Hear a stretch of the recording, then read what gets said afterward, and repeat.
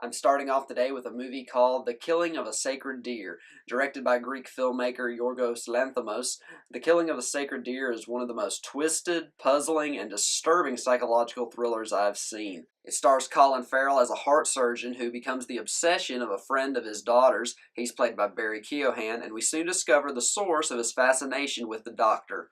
Farrell operated on the boy's father, who evidently died on the operating table. Farrell and Keoghan meet on several occasions, but after his son suffers from a mysterious paralyzation, he is told some truly bizarre information. One by one, members of the surgeon's family get struck down with this bizarre condition that will ultimately lead to their deaths. And although we never know how it's happening, we do know why.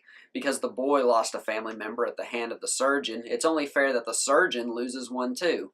Loosely based on the Greek tragedy Iphigenia in Aulis, The Killing of a Sacred Deer is ultimately a tale of morality and atonement. Nearly every scene in The Killing of a Sacred Deer is unsettling. There's also conversations between characters that are awkward at their best and downright disturbing at their worst. In short, The Killing of a Sacred Deer is a really fucked up movie, but anyone who's seen Yorgos Lanthimos' previous film Dogtooth should honestly expect that. Although it left me with plenty of unanswered questions, The Killing of a Sacred Deer is the perfect movie for anyone looking for something totally different. The second movie I want to talk about today is Rebel in the Rye. Nicholas Holt's performance is the only great thing about this shallow biopic about Jerome David Salinger. Holt portrays the short story and Catcher in the Rye author as an ambitious, tormented, and underappreciated literary genius with a smart mouth but an even smarter mind. The script, however, isn't as impressive. It zigzags through various points in Salinger's life, starting with his college years where he's taught the skills of a great writer and finds encouragement from his professor, played by Kevin Spacey.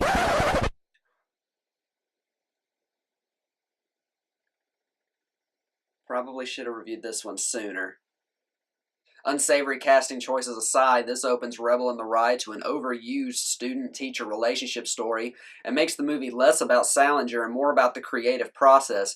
As the movie jumps from scene to scene, it creates a collage of Salinger's life and career instead of painting a broad portrait of it. While I found some moments in the movie had worth, like having his heart broken by his girlfriend Uma O'Neill after discovering that she married the much older Charlie Chaplin while he was serving in World War II, I also found his introduction to Hare Krishna particularly interesting, but none of these things really portray Salinger as the great writer the movie claims he is.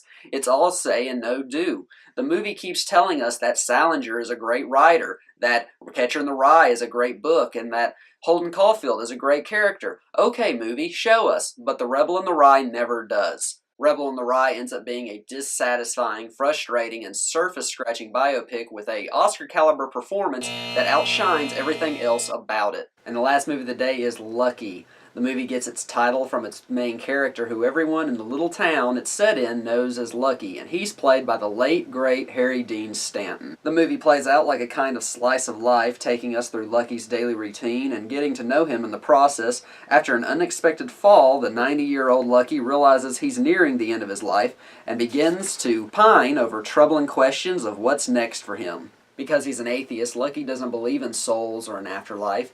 He believes that we leave this world the same way we come in, alone, and he speaks frequently of the endless void that we all return to when we die. The other characters in the movie share with Lucky their life stories and experiences, and this helps to take the movie on an existential journey without ever leaving the little Midwestern town.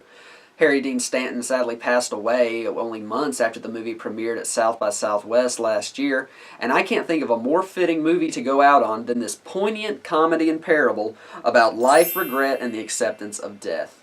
Thank you so much for watching. My next review will be of the Aaron Sorkin written and directed illegal gambling drama Molly's Game. Until next time, I'm Logan D. McCoy, and this is Real McCoy Reviews.